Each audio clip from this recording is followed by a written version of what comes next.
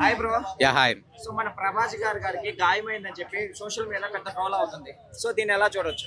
Yeah ఇంకొకటి Prabhas fans అందరికీ చెప్పేది ఏంటంటే మీరు ఎవరు టెన్షన్ పడకండి, ఎవరు కంగారు పడకండి. ఎందుకంటే ప్రభాస్ గారికి గాయమైన విషయం నిజమే, కానీ ఆయన చాలా సేఫ్గా ఉన్నారు, చాలా బాగున్నారు. మళ్ళీ షూట్కి రావడం జరుగుతుంది. రేపటి నుంచి మళ్ళీ షూట్లో పార్టిసిపేట్ చేస్తున్నారని చెప్పేసి అన్న విషయం కూడా మనకు తెలిసింది ఇంతకుముందే. సో ఎవ్వరు కూడా కంగారు పడవద్దు. ఎందుకంటే ప్రభాస్ గారికి ఏమైనా అయింది అంటే మన ఫ్యామిలీ మెంబర్స్కో మనకి ఎలా ఏమైనా జరిగితే ఎలా తట్టుకోలేమో, యాజ్ ఎ ఫ్యాన్గా మనం కూడా ప్రభాస్ గారికి కానివ్వండి, ఏ యాక్టర్కి కానివ్వండి, ఏం జరిగినా కూడా మనం తీసుకోలేము మన మనసుకి. వాళ్ళు బాగుండాలి, ఎందుకంటే వాళ్ళు మన ఎంటర్టైన్మెంట్ చేస్తున్నారు. చాలా మందికి వాళ్ళు వచ్చినట్టు ఇంకొకటి ఏంటంటే ప్రభాస్ గారు కానివ్వండి, ఇంకెంత గొప్ప యాక్టర్స్ అయినా కూడా రెమ్యునరేషన్ డబ్బులే కాకుండా సాయం కూడా చేస్తున్నారు ప్రతి ఒక్కరికి. వాళ్ళు తెలిసి కొంతమందికి బయట పెడుతూ సాయాలు చేస్తున్నారు, కొంతమంది తెలియకుండా అనాథ పిల్లలకు కానివ్వండి, గుండె ఆపరేషన్లు కానివ్వండి, చాలా మంది హీరోలు మనకు ముందుకు వచ్చి చాలా సందర్భాలలో సాయం చేసినటువంటి విషయాలు మనం చాలా చూసుకున్నాము.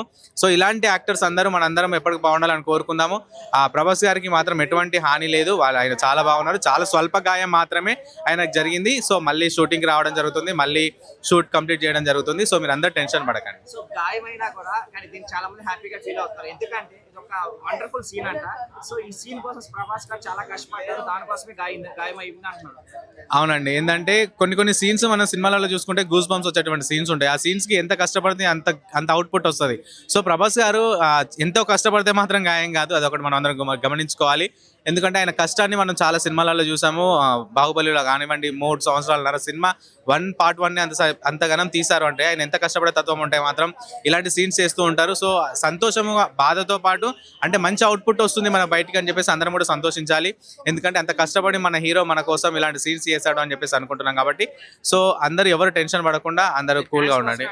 యా ప్రతిదీ ఫ్యాన్స్ కోసమే అండి. ఫ్యాన్స్ కోసం కాకుండా సినిమా ఎందుకు చేస్తారు?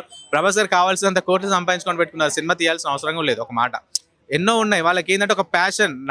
నా యొక్క ఫ్యాన్స్కి, అభిమానులకి నేను ప్రతిసారి ఒక మంచి సినిమాని వాళ్ళకి అందించాలి, వాళ్ళు హ్యాపీగా ఫీల్ అవ్వాలని చెప్పేసి వాళ్ళు ప్రతిదీ చేస్తుంటారు. సో మనం అందరు ఫ్యాన్స్ కోసం ఏది చేసినా ఫ్యాన్స్ కోసమే.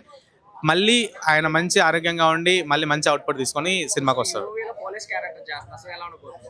అదుర్సేనన్న ఇంకా పోలీస్ అనగానే అసలు ప్రభాస్ గారిని రాజుగా చూస్తేనే ఒక రాజసం ముట్టిపడుతుంది. అలాగే పోలీస్ అనగానే 6 అడుగుల అందగాడికి ఆ పోలీస్ డ్రెస్ వేసిన తర్వాత ఆయన ఏ విధంగా ఉంటారనేది మనం ఊహించలేము. చాలా అద్భుతంగా ఉండబోతుంది అనుకుంటున్నాను నేనైతే. ఎందుకంటే ఆయన చేసినటువంటి ప్రతి ఒక్క సినిమా ఒక అద్భుతమే. ఈ పోలీస్ క్యారెక్టర్ అనేది చెప్పేసి మనం కొత్తగా చూడాలి, అసలు ఎట్లా ఉండబోతుంది అనేది నిజంగా ఆ ఒక క్యూరియాసిటీ నాలో కూడా చాలా ఉంది.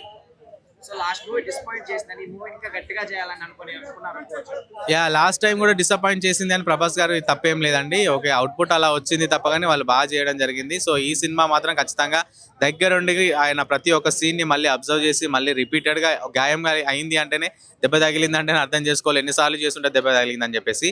సో ఒకసారి బాగా రానప్పుడు అవుట్పుట్ మళ్ళీసారి రావడం కోసమే కష్టపడుతుంటారు. ఈ సినిమా ఖచ్చితంగా మంచి లెవెల్లో తీసుకొస్తారండి.